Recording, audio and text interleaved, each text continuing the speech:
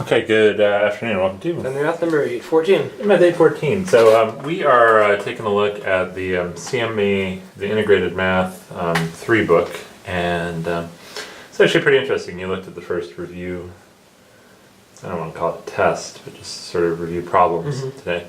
And it had this interesting problem. Find a polynomial that matches this polynomial, x cubed minus x, at the points 1, 2, and 3, and is also 0 at x equals 4. I thought you had a really interesting solution. So why don't you explain how you work through that problem? Alright. So I looked at the values that this would have to be. So at 1, x cubed minus x is 0. And then at 2, it's 6. At 3, it's 24. And then it says at 4, we have to have 0. Okay. Yeah, let me just check we're on the screen there. Yep, we are.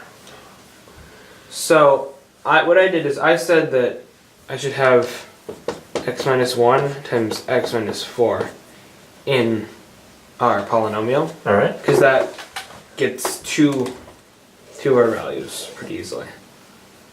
And then we need to multiply it by something. And that something needs to be 6 when x equals 2. Or we have to have something that's 6 when x equals 2. And 24 when x equals 3. Okay.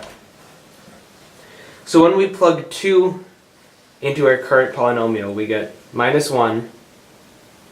We get 1 times minus 2. Okay. Minus 2. And then we get 2 times minus 1. So we also get minus 2 for 3.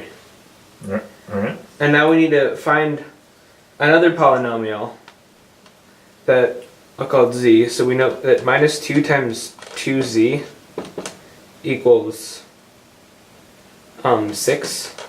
Wait.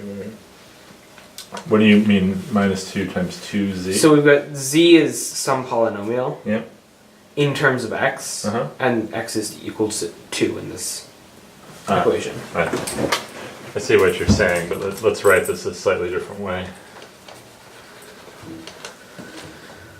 Let's see what you're saying. But you mean z of 2, not 2 times z. The polynomial z evaluated at x equals 2. Yeah. Okay. And then minus 2 times z of 3 equals 24. Okay. So we know from this that z of 2 equals minus 3, and z of 3 equals minus 12. So we've got 2 points that it has to satisfy, just 2 points. So it means that we can have a line. This z function can be a line. All right. So we have the 2 points 2 minus 3 and 3 minus 12. So using point slope form, y equals, so the slope is minus 9 here. Minus 9 times x minus 2 minus 3. And then just simplifying it a bit, y is minus 9x plus 15. And then we can check for 2.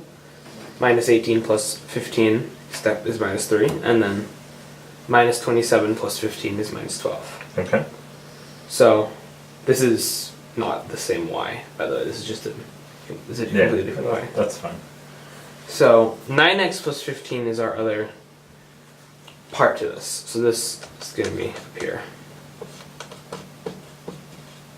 And this won't interfere with the 1 or the 4 because one of these is going to be 0. Okay. And then when it's 2, we get a 6. We'll get a 6, and then that gives us what we want. And then for 3 it also works. Okay, yeah, that's nice. So you force this minus 9x plus 15 to make the polynomial work. Okay, hey, that's good work. I'm going to show you how I would have solved this problem, just so you see. And then for the third part of the project, we'll go take a look at the 2 solutions in mathematics.